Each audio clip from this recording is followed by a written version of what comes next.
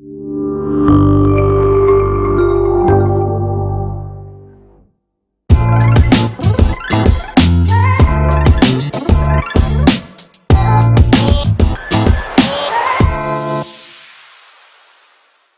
Rizlan Manjala. Merci. Très heureuse d'être là. Bien, mais merci à vous d'avoir accepté notre invitation. Je suis aussi très heureux de vous accueillir. Je rappelle que vous êtes président de la commission entrepreneuriat social à la Confédération Générale des Entreprises du Maroc, plus connue sous le sigle CGEM.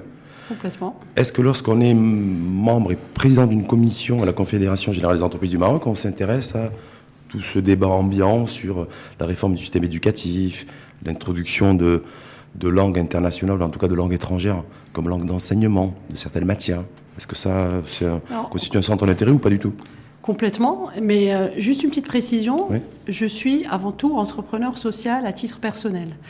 Et évidemment, de par mon engagement citoyen, parce que je rappelle quand même que quand on est présidente d'une commission à la CGEM, c'est du bénévolat, évidemment, et de par mes engagements professionnels, l'entrepreneuriat social étant transversal à tous les secteurs, évidemment qu'on s'intéresse à la problématique de l'accès à l'éducation. Donc, c'est-à-dire l'accès à l'éducation pour tous. Complètement. Et dans ce qui est prévu dans les systèmes éducatifs, les programmes, la pédagogie, la place des langues étrangères, et donc de la culture, est-ce que ça vous parle également? Mais évidemment, ça me parle à titre personnel parce que je suis aussi maman de 3 enfants et on est tous des acteurs marocains et citoyens et on a envie que notre pays soit de plus en plus inclusif. Et je dis souvent d'ailleurs qu'on parle de croissance et de nouveaux modèles économiques, mais est-ce que c'est pas réducteur de parler seulement de croissance? Je pense qu'il faut parler de prospérité.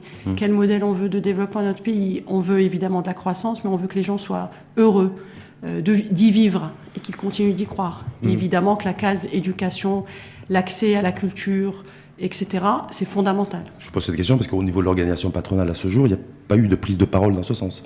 C'est pour ça que je vous pose la question. Alors, voilà. Ouais, il n'y a pas eu de prise de parole. Je pense. Du patronat au sens large. Moi, je suis dans mon sujet. Moi, je suis dans le sujet de l'entrepreneuriat social. Le reste, effectivement, c'est fondamental, mais je pense que aujourd'hui, au sein de la Confédération, évidemment qu'on doit parler de ces sujets parce qu'ils sont transversaux, ils sont fondamentaux. Oui, peut-être que l'entrepreneur est directement concerné aussi. Mais évidemment. Et l'entrepreneuriat également. Mais est-ce que vous arrivez, vous, à comprendre, Rizlan Manjala, que certaines formations politiques, parce que le débat aujourd'hui est politisé, je sais que vous ne faites pas de politique, au sens partisan du terme. Mais est-ce que vous arrivez à concevoir aussi que certaines formations politiques s'opposent à la mise en place de langues étrangères comme langue d'enseignement?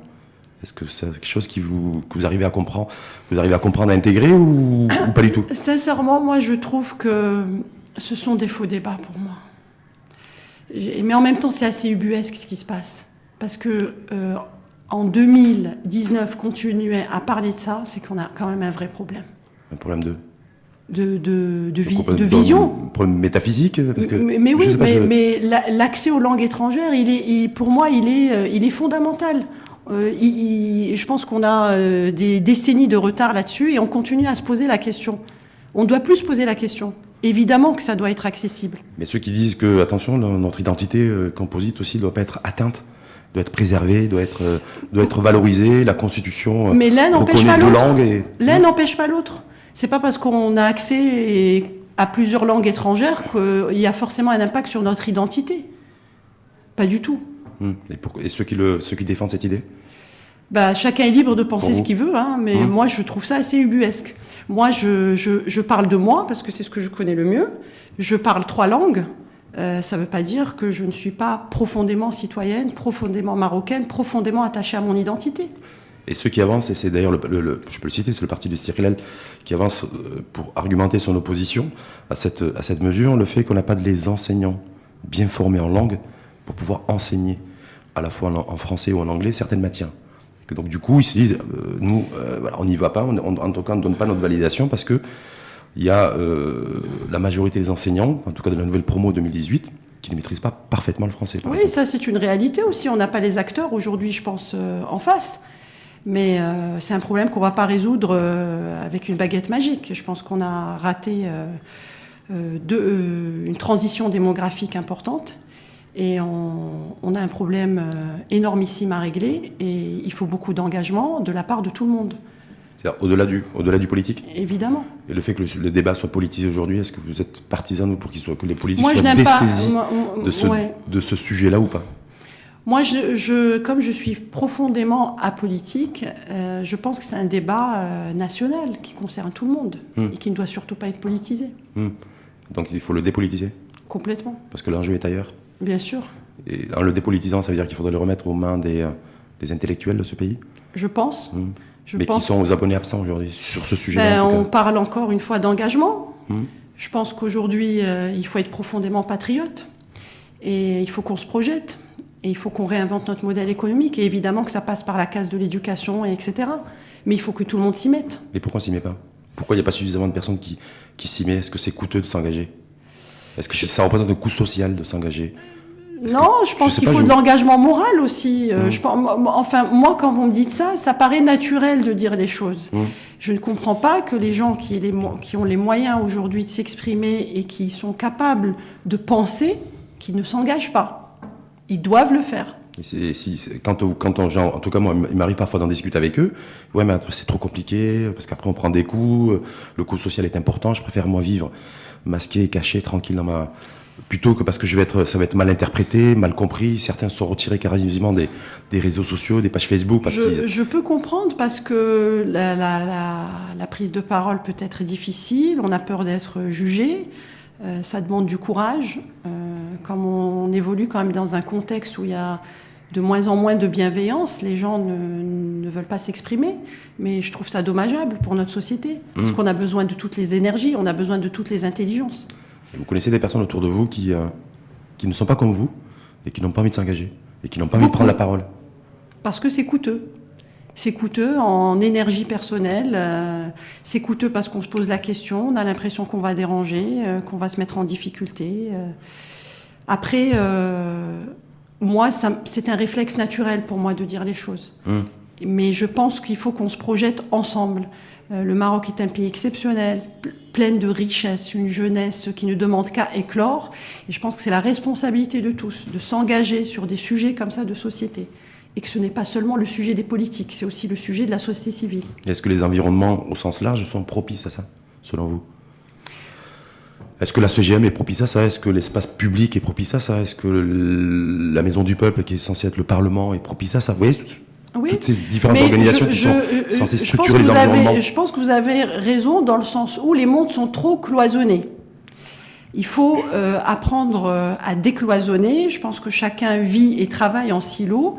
Et je pense qu'il est très important aujourd'hui, compte tenu de l'urgence sociale de notre pays, que tout le monde investisse ce type de sujet. Mais qu'on le fasse ensemble, qu'on puisse discuter ensemble et que ce ne soit préempté par personne. Mais il faut un déclic. Non, mais le déclic, moi je pense que... Est-ce qu'on attend le déclic individuel ou on attend un effet d'enchaînement collectif? Mais ça ne peut passer que par un déclic individuel pour embrayer sur du collectif. Mais il faut de l'engagement. L'engagement, c'est-à-dire qu'il faut être un peu foufou aussi pour s'engager? Oui, je pense qu'il faut... Oui, un petit grain de folie, ça ne fait pas de mal. C'est votre cas? Oui, je pense. Parce que l'entrepreneuriat social, je me dis, être à la tête d'une commission en charge de l'entrepreneuriat social, en tout cas de sa promotion, de son développement, au sein d'une structure, d'une organisation comme la CGM, je me pose des questions. Waouh, ouais. Vous voyez, ça, c'est le Maroc positif que j'aime. C'est le Maroc qui se réinvente, qui innove. Moi, je suis entrepreneur social depuis plus de 15 ans. J'ai eu un parcours très solitaire, justement parce que incomprise. Est-ce que je fais du business? Est-ce que je fais du social? Ça fonctionne. Et donc, c'est ce pourquoi je milite, entre guillemets, essayer de faire émerger une génération d'entrepreneurs vertueux qui veulent d'abord faire de l'impact social et du business par la suite. Au sein de la CGM, effectivement, c'est une innovation en soi. D'ailleurs, j'en remercie le président qui a eu le courage de transformer. Et c'était quoi sa motivation? Selon Je pense qu'il est conscient. Il est conscient du fait que l'entrepreneuriat social, c'est un vrai relais de croissance pour notre pays. Mais déjà, et il l'a fait. D'accord. Mais est-ce que c'est la vocation première de la CGM? Évidemment. Moi, je suis convaincue. On parle de conviction. Moi, je pense qu'aujourd'hui, un entrepreneur doit d'abord avoir une mission sociale. Bien sûr, une mission économique, parce qu'un entrepreneur social est avant tout un entrepreneur. Donc il est là pour gagner des sous, Évidemment, pour dégager des profits, évidemment. faire des bénéfices. Mais en mettant l'humain au centre. C'est-à-dire en déclarant le salarié, en lui versant son salaire Ça, c'est évident. en fin de mois. Non, mais ça, c'est évident. Mais c'est pas le cas partout. Malheureusement, on en revient aux convictions et aux valeurs. Mais un entrepreneur social, ce qui est extraordinaire dans sa manière de fonctionner, c'est qu'il vient agir sur des problématiques sociales, sociétales et environnementales où personne ne veut aller, ni l'État, ni le privé. Donc l'entrepreneur social aujourd'hui, on ne va pas au Maroc s'extraire de la mouvance internationale, c'est 12% du PIB européen. Au Maroc, on en est encore à 1, voire 2%. On se pose la question, pourquoi ça ne fonctionne pas ? Peut-être parce qu'on n'investit pas sur les acteurs qui sont capables justement de venir apporter des solutions innovantes à des enjeux sociaux et en même temps créer de la richesse économique partagée. Mais en même temps, vous dites entrepreneur social, mais il y a aussi entrepreneur, il y a tout un travail et beaucoup d'argent qui a été investi aussi pour faire émerger tout un écosystème autour de l'entrepreneuriat et de l'entrepreneur, de la start-up, de la TPE. Et puis maintenant, j'ai l'impression qu'on rajoute une couche avec l'entrepreneur social. Donc, est-ce que dans le paysage, on n'y voit pas forcément très clair ? Alors, c'est pas une couche. Ouais. C'est une réalité. L'entreprise sociale et donc l'entrepreneur social, c'est une dynamique entrepreneuriale, j'allais dire sectorielle. Le vertu ne fait pas la statue. Les statuts ne font pas la vertu, pardon. Un entrepreneur social, ça peut être une TPE, une PME, une start-up. Et je rappelle la définition de la start-up. C'est une jeune entreprise. Donc un jeune entrepreneur social, c'est une start-up. Après, effectivement, il y a la composante innovation. Et c'est là le sujet. Aujourd'hui, est-ce qu'on a besoin d'innovation sociale ou est-ce qu'on a besoin d'innovation digitale ? L'innovation digitale... Ou est-ce qu'on a besoin d'innovation tout court ? Oui, je pense qu'on a besoin d'innovation parce que notre modèle est complètement essoufflé. L'innovation numérique, digitale, ce n'est qu'un outil pour l'innovation sociale. Et l'innovation sociale, c'est quoi ? C'est mettre autour de la table plusieurs acteurs et parties prenantes, l'entrepreneur social, les acteurs privés et publics, pour venir réinventer notre mode de création de valeur. De création de richesse. De richesse au service des territoires. C'est-à-dire, je suis dans un territoire, j'exploite 2 hectares de tomates, d'accord ? Donc l'entrepreneur social, il est là pour faire quoi ? Comment il peut intervenir entre le propriétaire terrien, propriété de l'État, et lui qui est là pour intervenir et pour créer un besoin, et quelque part créer aussi tout un modèle économique, je pense, qui soit authentique et redistributif. C'est ça en fait le modèle. Alors en fait, pour revenir à l'écosystème d'économie sociale et solidaire, en fait c'est une économie avec plusieurs organisations. Le tissu coopératif, associatif, mais il manque l'acteur incontournable, c'est l'entrepreneur social qui vient faire le trait d'union entre le tissu associatif et coopératif et la grande entreprise pour créer de la richesse. Je vous donne un exemple concret. Je connais un entrepreneur social qui agit dans un territoire assez exclu, qui recycle des bouteilles, je ne vais pas dire la marque, mais des bouteilles en plastique, en verre. En verre, ouais. Donc il a organisé en amont tout un système de chiffonniers. Il a réhabilité une ancienne entreprise, et la dernière entreprise marocaine qui créait de la vaisselle traditionnelle, qui était en quasi-faillite. Donc il a repris cet écosystème. Il a installé son usine dans un territoire pas très favorable. Il fait de la réinsertion sociale en amont. Il fait du recyclage en amont. Et aujourd'hui, il a créé une ligne de vaisselle design et il exporte dans le monde entier. Voilà ce que peut faire un entrepreneur social. Nous avons combien de cas comme ça au Maroc ? Alors justement, ça c'est le sujet. Les entrepreneurs sociaux, c'est de l'intergénérationnel. C'est pas que des jeunes. Je pense que la majorité des entrepreneurs sociaux, en fait, le font et s'ignorent. C'est-à-dire qu'ils le font sans le savoir. Évidemment, parce que pour eux, c'est un réflexe naturel. Moi, dans mon activité propre, j'ai toujours fonctionné comme un entrepreneur social. Il a fallu que je passe par la case master pour comprendre que j'étais un entrepreneur social. Ce sont des entrepreneurs aguerris, mûrs, qui créent de la richesse et qui sont capables de changer d'échelle et surtout d'impacter leur territoire et de permettre aux communautés de ces territoires de mieux gagner leur vie. Et de gagner en dignité, c'est ça aussi ce que vous êtes en train de dire ? Ah oui, alors... Voilà, parce que je me dis, moi, aujourd'hui, vous savez, le monde de l'entreprise, je ne sais pas si vous avez vu la dernière étude du HCP. Vous en pensez quoi, d'ailleurs ? Sur ce chiffre de 3 actifs sur 5 n'ont pas de contrat de travail. Est-ce que l'entrepreneuriat social, dans son écosystème, dans son développement, peut être une réelle alternative aussi à ce modèle aujourd'hui que nous avons, et qui a aussi atteint ses limites, mais surtout qui est un creuset d'inégalité et d'injustice. Mais bien sûr. Voilà, c'est juste... Mais là, par rapport aux résultats de l'étude de la HCP, je pense que ce n'est pas la problématique de l'entrepreneuriat social, c'est la problématique de l'entrepreneur qui doit être vertueux. Moi, je ne peux pas concevoir qu'un entrepreneur qui est dans une logique de création de valeur, de création d'emplois, puisse ne pas déclarer ses employés. Enfin, ça me paraît évident. Maintenant... Et ceux qui ne le font pas, vous en pensez quoi, vous ? Je trouve ça irresponsable. Parce qu'ils sont nombreux. Hein. Selon le HCP, ils sont nombreux. Je trouve ça irresponsable. Pour ça, ne pas s'acquitter de son impôt et de l'impôt dû. Oui, mais là, on en revient au discours de vérité, on en revient à l'engagement et aux valeurs. Je pense qu'aujourd'hui, un entrepreneur, quand je disais mission sociale, c'est en interne, indoor dans son entreprise, prendre soin de ses employés, la bienveillance, l'empathie, parce que de toute manière, un entrepreneur qui brime ses employés, je pense qu'on ne va pas trop loin quand on a cette vision. Et l'entrepreneuriat social, c'est outdoor.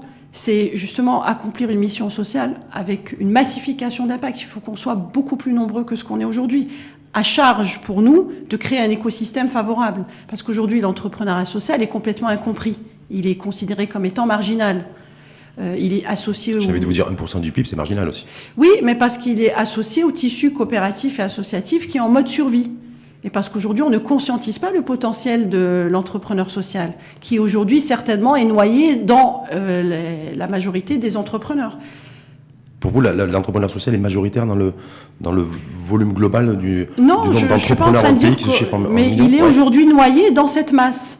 Mais c'est un entrepreneur atypique. C'est un entrepreneur qui croit dans un autre monde. C'est un profil qu'on ne connaît pas, en fait. C'est ce que vous êtes en train de dire. Qui n'a pas de statut véritablement aujourd'hui. Oui, je pense qu'il n'est pas conscientisé. Parce que justement, il a compris. Et donc, le travail de cette commission, c'est de dire il faut le définir pour mieux le reconnaître et pour mieux le financer. Parce que ça fait un moment que l'économie sociale et solidaire existe chez nous. Oui, mais pas avec un acteur manquant qui est l'entreprise sociale. Pourquoi est-ce que le social serait toujours une histoire de charité ? C'est comme ça que c'est perçu pour vous ?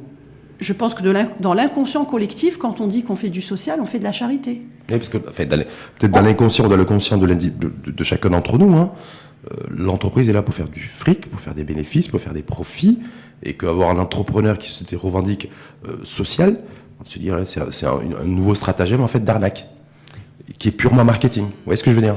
Oui, mais justement, l'entrepreneur social, c'est le deuxième combat que je mène, c'est qu'il doit apporter un langage de preuve. Et son impact social doit être mesurable.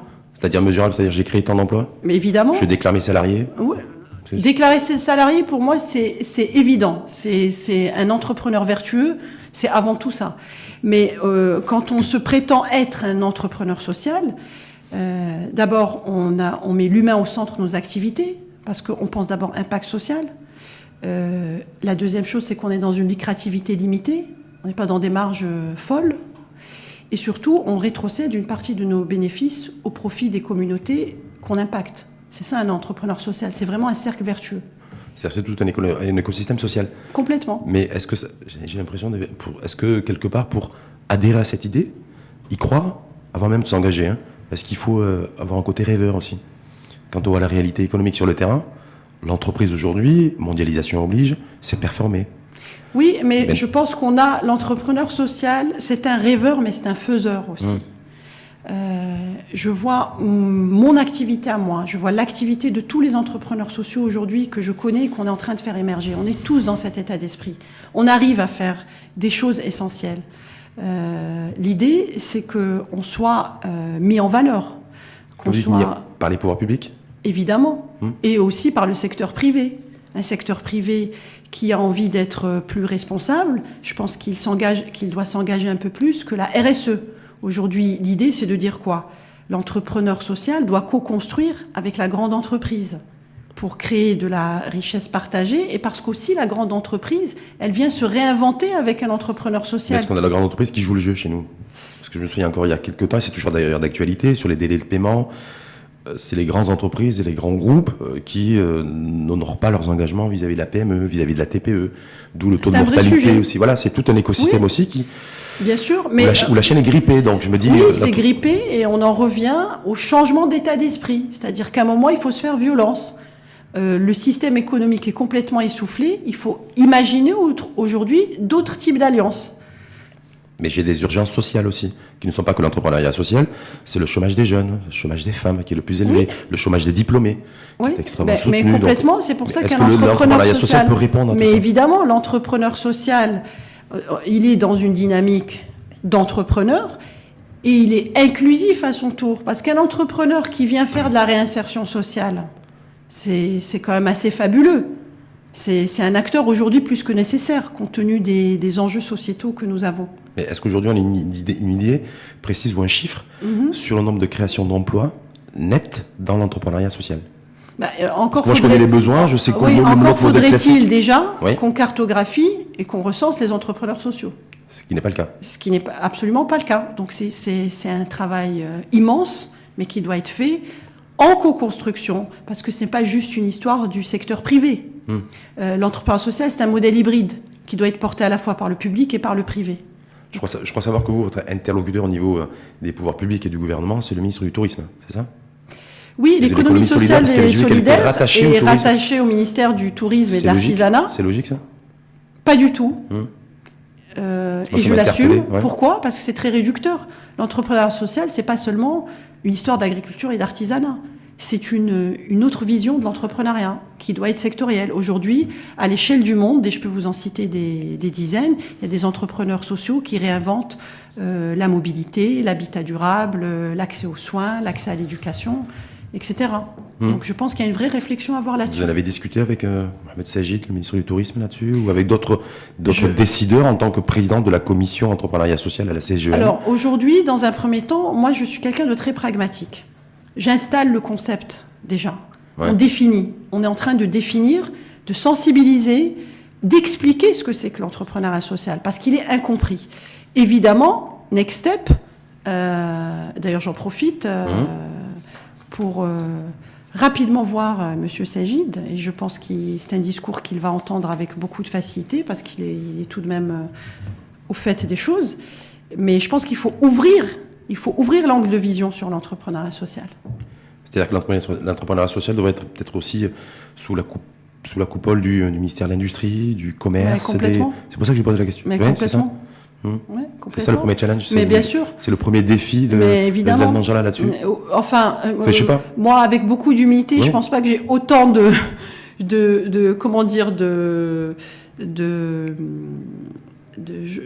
savez, moi, je suis un simple petit entrepreneur avec énormément de conviction. Je suis à la tête d'une commission, mais je n'ai pas la capacité de faire bouger les lignes à ce point.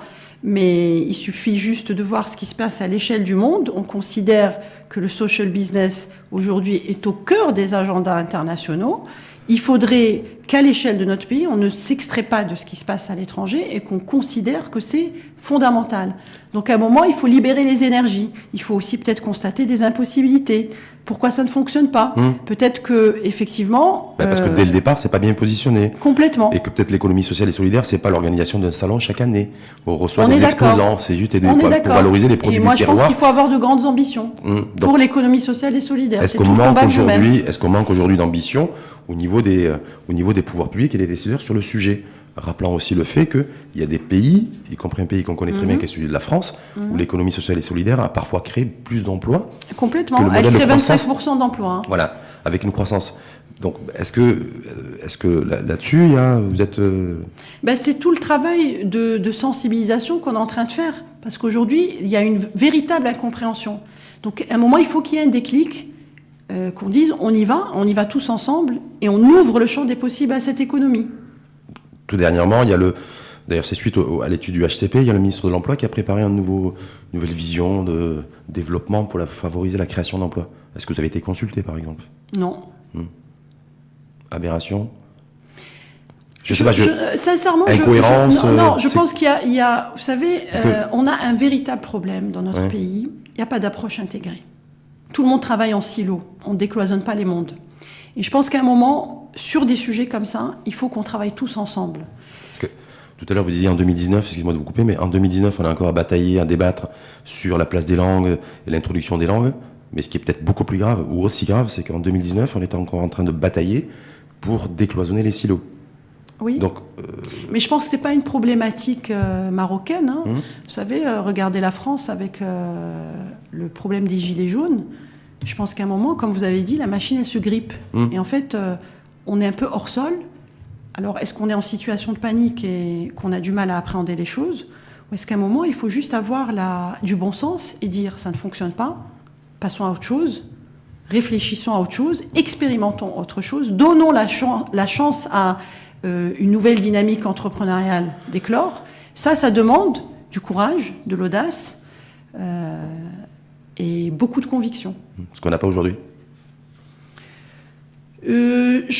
Sincèrement, je pense qu'on a quand même des énergies dans notre pays qui sont non, mais dans cette dynamique de très pouvoir positives. Décloisonner, dans cette dynamique de se dire on va remettre les points sur les i, l'église au milieu du village, vous voyez, se dire, Je pense que c'est pas une histoire de manque l'entrepreneuriat de... social, et l'entrepreneuriat, c'est donner du sens. Oui, donc si les choses ne sont pas bien positionnées dès le départ, il faut pas s'étonner que ça marche pas après. Évidemment, mais moi je pense qu'on est dans une telle situation de panique qu'on n'arrive pas à prendre de la hauteur. Je pense qu'à un moment, il faut prendre de la hauteur, il faut prendre le temps de s'arrêter pour bien penser. Ça, on n'arrive pas à le faire, parce qu'on gère un peu l'inertie ou les urgences, mais on n'arrive pas à prendre de la hauteur pour avoir une vision. C'est-à-dire que la vision de l'entrepreneuriat social, il faudrait qu'elle soit sous l'angle du, vous avez dit, pas fiscal, pas juridique dans un premier temps, mais sur une dynamique de création d'entreprise, de création d'emplois. Bien sûr. Est-ce que c'est ça? Complètement, parce qu'aujourd'hui, la grande responsabilité que j'ai, c'est de légitimer définitivement l'entrepreneuriat social, de l'expliquer et d'être démonstratif. Ça marche, ça crée de la valeur. C'est-à-dire en prenant des cas concrets. Et complètement. Autre me semble-t-il, obligation pour faire tourner la machine et mettre du carburant, c'est avoir des sources de financement. Dans tous les exemples que vous avez cités à travers le monde, parce qu'effectivement ça marche, y compris dans l'Hexagone, mais pas seulement, parce que j'ai vu qu'il y avait une culture francophone, une culture anglo-saxonne aussi, il y a des banques qui sont engagées. Le secteur bancaire est engagé. J'ai pas vu un seul exemple dans n'importe quel pays dans le monde où il n'y a pas un partenaire financier et une banque est engagée. Où est-ce que vous en êtes à ce niveau-là? Complètement. Merci pour le message. On reparle d'engagement. Il faut qu'à un moment, les partenaires financiers jouent le jeu. Il faut qu'ils s'engagent sur ce sujet, à condition qu'ils le conscientisent et qu'ils comprennent le potentiel. Le banquier, aujourd'hui, on lui dit, voilà, il faut financer la TPE, il faut financer la PME, il faut financer la start-up, et puis demain, on va lui dire ici, il faut aussi financer l'entrepreneuriat social. Non, je rappelle que l'entrepreneuriat social, ça peut être une TPE, une PME et une start-up. Qu'est-ce qu'on veut financer aujourd'hui? Est-ce qu'on veut financer des entrepreneurs qui sont dans une vision individualiste, ou est-ce qu'on veut financer des entrepreneurs qui ont une vision collective et territoriale? Ça, c'est un vrai sujet. Vous avez discuté avec des banquiers, même à Neuf, aujourd'hui? Oui. Et alors? Oui, mais... Tous n'entendent pas ne comprennent pas, en fait, le potentiel. Ce qui quand même m'étonne, parce que je ne pensais pas qu'on allait d'aussi loin. C'est-à-dire qu'on part d'aussi loin? Voilà, complètement. Mais je pense que le discours est entendu et que de toute manière, aujourd'hui, il faut qu'on expérimente autre chose parce que ça ne fonctionne pas. Il y a des banquiers qui sont aujourd'hui conscients du potentiel du social business. Parce qu'un banquier, quel qu'il soit marocain d'ailleurs au Maroc ou ailleurs dans le monde, c'est avoir la garantie de la rentabilité et de modèles économiques qui soient viables. On est bien d'accord. Qu'on soit grande entreprise, PME, PMI, TPE, start-up, quel que soit le secteur d'activité. Est-ce qu'aujourd'hui, vous êtes en capacité d'apporter ces garanties-là à un banquier? C'est-à-dire, voilà, le modèle économique, il est ficelé, l'écosystème, il est là, donc vous pouvez nous accompagner. Mais complètement, c'est le but. Et je rappelle encore, déconstruire les préjugés. Un entrepreneur social, c'est avant tout un entrepreneur. Il a un modèle économique pérenne. Par contre, il a besoin de plus de souffle, parce qu'il est dans une lucrativité limitée. Et surtout, il vient agir sur des problématiques sociétales et environnementales dont personne ne veut s'occuper. Mais est-ce que le financier est sensible à ça? Je pense qu'à un moment, le financier, il doit comprendre qu'il y a des paramètres financiers, et il y a des paramètres extra-financiers. Et là, on revient au changement d'état d'esprit et à l'engagement. Aujourd'hui, il faut financer des entrepreneurs qui réalisent de l'impact social d'abord. Parce que la solidarité, c'est pas un coût, c'est un investissement. Donc, est-ce qu'il ne faudrait mieux pas démarrer aussi par la fiscalité? Dire aussi, est-ce que déjà l'État reconnaisse l'entrepreneuriat social? Je pense qu'aujourd'hui, il y a les assises d'ailleurs, la fiscalité le 3-4 mai prochain, ça va être l'opportunité. En ce qui concerne l'entrepreneuriat social, je suis pas dans cette démarche aujourd'hui. Parce que, justement, l'entrepreneuriat social est encore incompris. Donc on peut pas arriver avec une vision incomprise et demander de l'engagement fiscal, etc. On demande de l'engagement moral, de l'engagement sociétal. On demande à être reconnu comme étant des acteurs incontournable pour créer de la richesse durable. Là, parce que je crois savoir aussi que c'est 1% du PIB, c'est 600 000 emplois, et c'est un potentiel de croissance qui est important. Complètement. Ça, c'est pas suffisamment dissuasif et convaincant auprès des pouvoirs publics, auprès des financiers? A priori, ça le devrait. Mais je réinsiste encore une fois, c'est le changement d'état d'esprit. Parce que justement, le social est trop affilié au tissu coopératif et associatif en mode survie. En gros, on n'y croit pas. Donc aujourd'hui, il faut que nous, on soit démonstratifs. J'espère d'ici la fin de mon mandat, avoir fait grandir au moins une centaine d'entrepreneurs sociaux qui seront demain les futurs champions nationaux de notre pays. La fin de votre mandat, c'est dans 2 ans? Ouais. Et j'espère éditer un livre, Les 100 entrepreneurs sociaux du Maroc. C'est ça? Je prends l'engagement aujourd'hui. D'accord. Et c'est ça, et ces personnes-là, dans ce lot de personnes-là, d'avoir des personnes inspirantes ou inspirants, c'est ça aussi l'objectif? Tous les entrepreneurs sociaux sont des personnes inspirantes, je peux vous le garantir, parce que c'est des personnes qui sont dans le don d'eux-mêmes. Vous savez, j'ai un ami qui m'a dit le drame des entrepreneurs d'aujourd'hui, et pas que du Maroc. C'est des entrepreneurs. Ils ne veulent que prendre, ils ne veulent pas donner. Et l'entrepreneur social, justement, c'est ça. Il est d'abord dans l'objectif du don de lui-même, au service d'une cause, pour créer de la richesse économique. Voilà, donc oui, je prends l'engagement. Et je pense qu'on sera, d'ici 2 ans, je pense qu'on sera plus que 100. Donc d'ici 2021.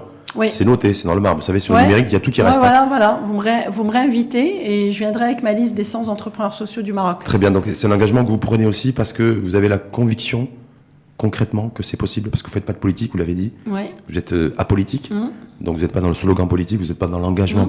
Si, je peux dire que je suis politique. Ouais, parce que j'aime mon pays. Si aimer son pays, c'est faire de la politique, alors je fais de la politique. Ouais. Donc faire émerger 100 personnes, vous avez la conviction que c'est possible. Et complètement. Je suis une grande entêtée. D'accord. C'est bientôt le 8 mars. Oui. Donc c'est peut-être l'occasion aussi de faire émerger de nouveaux visages d'entrepreneuses. Oui, on dit ça, entrepreneuses, socialeux. Ça va être le cas. Parce que j'ai l'impression, quand je vois un petit peu toutes les têtes d'affiche, toutes les opérations qui sont organisées dans le cadre de ce 8 mars, la Journée internationale de la femme, j'ai vu aucune femme entrepreneur sociale réellement, voilà, qui va être mise en avant ou à qui on a donné la parole. Oui, mais c'est pour vous dire l'ampleur de la tâche. C'est qu'aujourd'hui, on est dans la non-reconnaissance de cette forme d'entrepreneuriat. Et c'est tout le travail que je mène. Bon, je vous rassure quand même, il y a une journée organisée pour le 8 mars à la CGM par notre président. Et dans le panel dans lequel j'interviens, nous sommes 4 femmes entrepreneurs et 2 sur 4 sont des entrepreneurs sociaux. Ça c'est au niveau de la CGM parce que vous faites partie de la commission. Mais si on sort des murs de la CGM, je pense qu'il faut sortir des murs. Mais c'est pas forcément le cas. Oui, et donc je me dis aujourd'hui encore en 2019, voilà, mais les problèmes existentiels, la création de statuts, d'avoir une oreille aussi à la fois des pouvoirs publics, à la fois des financiers, et des différents partenaires de la société civile. Par rapport aux partenaires publics, je tiens quand même à dire quelque chose. J'ai beaucoup de respect pour ce qui se fait aujourd'hui au sein de l'INDH. C'est une grosse machine qui se réinvente, qui a compris qu'on ne peut plus seulement acheter la paix sociale, il faut qu'on crée de la richesse économique. Et aujourd'hui, vous avez l'INDH qui est porté par le Walid Ardouri, qui ont conscientisé le fait qu'ils doivent changer de dynamique. Je rappelle qu'au départ, l'INDH, quand elle a été créée, c'était avec cette philosophie-là. C'est qu'elle a été dévoyée avec le temps. Oui, mais aujourd'hui... pour créer aussi de la richesse, localement, bien localisée aussi, pour faire bénéficier un maximum de population. Mais voilà, moi, ce qui me donne l'énergie de continuer, c'est qu'aujourd'hui, il y a des choses positives qui se passent. Moi, je crois au Maroc positif, au Maroc qui se réinvente et qui s'interroge. Quand l'INDH le fait, je pense que c'est déjà une grande symbolique. Ils ont décidé d'initier une phase 3 au service des jeunes en changeant complètement de cap. Et depuis que cette commission s'active, il s'agissait au début de plateformes d'entrepreneuriat. Aujourd'hui, nous avons convaincu, Monsieur Louali, que ce sera des plateformes d'entrepreneuriat social. Donc moi, je pense qu'aujourd'hui, on passe à côté du sujet quand on parle seulement d'entrepreneuriat. Il faut parler d'entrepreneuriat social. Donc vous allez être adossé un petit peu à l'NDH, si j'ai bien compris, dans votre démarche, et dans l'engagement pris de faire émerger 100 entrepreneurs. Est-ce que, du coup, il y aura des soutiens financiers, des aides financières sous forme de subventions pour accompagner les entrepreneurs sociaux? Parce que ça, c'est coûteux et ça a montré ses limites. Alors, est-ce qu'on repart aussi sur ce même modèle-là ou pas? Non, moi je pense qu'aujourd'hui, l'idée, c'est de travailler en intelligence collective, de créer des plateformes d'innovation territoriale, parce qu'un entrepreneur social doit être ancré dans son territoire, au contact justement des coopératives, du tissu associatif, avec une ligne d'âge poussif, avec des acteurs privés aussi qui s'engagent pour pouvoir créer de la richesse à l'échelle du territoire. Je pense que ça, c'est complètement faisable. Il faut avoir le courage de se réinventer, procéder autrement. C'est un discours aujourd'hui qui est entendu, parce que chacun ne peut plus faire seul. Pour créer de la richesse, il faut le faire ensemble, et pour qu'elle soit pérenne. Mais une fois qu'on est sur le terrain, parfois, effectivement, on est en ligne sur le discours, mais ensuite il y a un désalignement lorsqu'on est sur le terrain. Mais donc, pour opérationnaliser, parce qu'à un moment, moi je suis dans cette optique. C'est-à-dire on ne peut pas passer notre vie à faire des recommandations et à sensibiliser, parce qu'à un moment on s'épuise. Ces entrepreneurs sociaux aujourd'hui au Maroc, c'est une génération pressée qui s'impatiente. Moi je m'interdis de les décevoir. Donc à un moment, pour opérationnaliser, il faut qu'il y ait du soutien financier, peut-être des fonds d'amorçage, et en tout cas pour le changement d'échelle, parce que l'idée c'est de faire grandir ces entrepreneurs. Et il y a un chiffrage aussi en termes d'emploi qui est prévu dans votre prévisionnel ? Écoutez, je vais être pragmatique. Ouais. Je me suis engagée sur 100 entrepreneurs sociaux. Si on dit 100 entrepreneurs sociaux qui créent quoi ? En moyenne entre 5 et 10 emplois ? Sur du moyen terme, c'est à peu près ça ? Oui. Donc mais je pense qu'on peut aller beaucoup plus loin. Mais il faut qu'il y ait cette intelligence collective qui se mette en place. On revient sur le droit des femmes. Alors justement, la journée du 8 mars. Le 8 mars, parce qu'on peut être là-dessus. Droit des femmes. Ouais. Une journée pour célébrer la femme, sincèrement, je vais vous étonner. Moi, j'évite de plus en plus d'intervenir sur l'entrepreneuriat féminin. Pour moi, c'est un non-sujet. La femme, aujourd'hui, crée de la valeur. Elle est en première ligne. C'est un discours qui fait toujours tellement plaisir aux hommes de continuer à parler de l'entrepreneuriat féminin, parce que ça nous ramène à notre condition réductrice. Et donc, Réductrice ? Oui, l'entrepreneuriat féminin, je trouve ça très réducteur. On est entrepreneur, point barre. Homme-femme. On ne doit pas spécifier le sexe. Quel intérêt ? L'essentiel, c'est ce qu'on produit comme richesse. Et le fait qu'on continue à le faire aujourd'hui, moi, je trouve ça réducteur. Ça dénote de cet fameux état d'esprit qu'il faut changer. Oui, le fameux plafond de verre. Vous savez, moi, ça fait 18 ans que je suis entrepreneur. Ça fait 18 ans que tous les ans, on m'invite pour le plafond de verre. Je ne veux plus parler de ce plafond de verre. Et d'ailleurs, je vais encore plus loin. Vous savez, il y a une étude très intéressante d'Harvard qui est sortie, où c'est déjà légiféré, la parité est légiférée, et malgré ça, les femmes sont encore... on parle du plafond de verre des idées. Parce que même quand la parité est mise en place, les femmes ne sont pas associées aux prises de décision stratégiques. Et on en revient à ce que j'ai dit au début, changement d'état d'esprit. Changement d'état d'esprit, parce que donc du coup, il faut aller aussi sur le terrain social et sociétal, essentiellement, parce que je crois savoir qu'il y a des revendications aussi qui vont s'exprimer lors de cette journée internationale de la femme, en tout cas au niveau du Maroc, sur la remise à plat de la réforme de la Moudawana, du code de la famille, sur les questions d'héritage, d'égalité, du mariage des mineurs, toutes ces choses-là aussi qui doivent être revisitées. Est-ce que ça aussi, ça peut avoir un effet et un impact positif, parce que vous parlez d'impact positif au niveau de l'entrepreneuriat social, sur l'entrepreneuriat et sur les environnements dans lesquels... Mais évidemment, ce sont des vrais sujets. Il ne faut surtout pas... ne pas en parler, ne pas les aborder, c'est des sujets fondamentaux. Mais moi, comme je suis je suis foncièrement optimiste, évidemment qu'il y a des combats lourds à mener, mais ces combats ne doivent pas être portés par la femme, ils doivent être portés par les hommes, être portés par la société, et on revient à l'engagement. Pour la femme et l'homme, main dans la main. Oui, mais est-ce que pour décloisonner, quand tu disais décloisonner en fait les esprits, changer le mindset, comme on dit, est-ce que le premier travail de fond en fait doit être fait sur le terrain sociétal? Et évidemment, que là aussi, oui. Moi je pense que là le secteur privé a un très grand rôle à jouer. Les grands CIO de ce pays, dans leur conseil d'administration, est-ce qu'il y a la parité? Non. Si on prend la majorité des CIO, parce que je pense savoir que vous les connaissez, est-ce que sur l'égalité homme-femme en matière d'héritage, par exemple, c'est quelque chose qui leur parle, selon vous? J'ai pas eu de discussion précise à ce sujet, mais je pense que dans l'inconscient collectif, c'est des sujets encore pas très mûrs et pas très conscientisés. C'est des sujets problématiques. Ça veut dire que le chemin est encore très long, alors? Je pense. Et qu'il va falloir plus que du courage?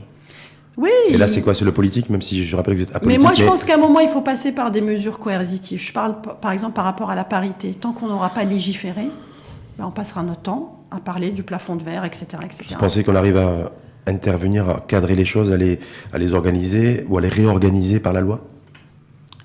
Je pense que la loi, à un moment, elle est nécessaire. Elle n'est pas suffisante, parce qu'il faut que ça passe aussi par la prise de conscience.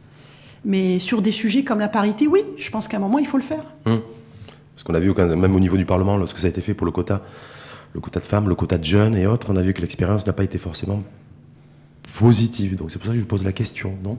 On en revient à l'état d'esprit, au changement de mentalité. Donc il faut un changement de mentalité comme accélérateur, c'est quoi ? C'est le développement économique, je crois, non ? Développement économique, l'éducation. Et l'éducation qui commence à la maison. Pourquoi ? Ça commence d'abord à la maison ? Mais évidemment. Apprendre l'anglais, le français. Évidemment, le respect de l'humain, le respect de l'autre. Moi, je suis maman de 3 enfants. Mes enfants me voient extrêmement engagée dans ce que je fais. Et je pense que c'est un rôle modèle et c'est très important de le faire, de transmettre des valeurs à nos enfants, la valeur du travail, de la persévérance, la méritocratie, la patience, le respect de l'autre. Voilà, ça commence à la maison. Vous êtes engagé ou enragé, vous ? Moi, je suis un entrepreneur social, je dis souvent engagé et enragé. Parce que finalement, je crois que je suis profondément humaniste, mais je suis très patriote. J'adore mon pays. Et j'adore les jeunes de ce pays. Vous l'avez dit plusieurs fois durant l'émission, durant ce débat. Oui, parce que je pense que c'est fondamental aujourd'hui. Vous savez, l'entrepreneuriat social, ce qui est génial, c'est que ça crée de l'impact social, ça crée de la richesse économique, mais surtout ça raccroche tout le monde à son identité, à sa marocanité. C'est extrêmement important. Nos jeunes en ont besoin. Est-ce que parce que vous considérez qu'il y a un déficit à ce niveau-là ? Que beaucoup disent oui, je suis marocain, oui, je suis patriote ou nationaliste, parce qu'on va même plus loin. On n'a pas franchi ce seuil encore. On revendique nationaliste et pas patriote. Donc il y a encore aussi ce gap à réduire. Est-ce que vous considérez qu'en fait il n'y en a pas suffisamment ? Oui, je pense. Parce que je pense qu'il y a un moment une défiance, un moment on n'y croit plus. Donc forcément. On n'y croit plus parce qu'on s'aime pas ? On s'aime plus ? Oui. C'est ça aussi, non ? Et on s'aime plus les uns les autres. On se supporte plus ? Ouais, mais je pense qu'à un moment, il faut prendre la hauteur et il faut voir aussi de temps en temps le verre à moitié plein. Bien sûr qu'il y a des choses qui fonctionnent pas dans notre pays, mais on a quand même un pays exceptionnel. On a des richesses territoriales incroyables. On a une jeunesse. Moi, je parle beaucoup des jeunes parce que j'interviens beaucoup auprès des jeunes parce que je pense que l'entrepreneur, de manière générale, il doit être dans le partage et dans la transmission. Des jeunes méritants. C'est pas des héritiers, c'est le Maroc de l'ombre, le Maroc invisible, mais qui décroche pas, qui se bat. Donc nous, dans nos petits salons dorés, etc., on peut pas passer notre temps à ne plus y croire parce que on est quand même déjà bien vernis et on est dans l'obligation de la transmission et de porter les autres. Et moi, je dis aux jeunes, si je peux passer un message aux jeunes Marocains, engagez-vous dans des causes nobles, au service des autres. On a des jeunes qui sont inspirants, qui sont méritants, qui sont d'une résilience absolue. Et ces jeunes-là, il faut les promouvoir, il faut les rendre visibles et plus lisibles. Et surtout visibles, en fait. Oui, surtout. Les faire apparaître. Bien sûr, ça, et des visages, des nouveaux visages. Pourquoi c'est une symbolique, les 100 entrepreneurs sociaux. Mais évidemment qu'on a besoin de 109. Évidemment qu'on a besoin de montrer des modèles de réussite pour que justement tout le monde continue d'y croire. Et que c'est possible. Et là-dessus, vous êtes sur la même ligne que Saladin Mzouar, président de la CGM ? Bah, complètement, puisque j'y suis. Parce que j'allais dire, le patronat devrait en tout cas donner l'exemple aussi. Mais dans les différents secteurs d'activité, les différentes commissions aussi. Évidemment, mais moi je pense que la création de cette commission, avec ses petits moyens, je pense qu'elle a moyen de contaminer positivement. En tout cas, moi, de mon côté, il y a énormément d'engagement. Comme je suis une grande entêtée, je pense que ça va le faire. Et vous savez, je crois en une chose aussi, éveiller les consciences. C'est important. Et parce qu'il y a les consciences trop dormantes. C'est ce qu'on dit, non ? Merci en tout cas, Rizlan Manjra. Merci à vous. Je rappelle que vous êtes président de la commission entrepreneuriat social à la CGM avec la prise d'un engagement, celui de faire émerger 100 entrepreneurs sociaux d'ici 2 ans, 2 ans et demi. Oui, fin de mandat. Fin de mandat 2021. Oui. Donc 100. Ouais, peut-être plus, hein, mais je m'arrête à 100. Un minimum de 100. Je vais peut-être vous surprendre. Ben, j'espère. En tout cas, merci une fois de plus à vous. Merci à vous. Et je vous souhaite une belle journée. Merci.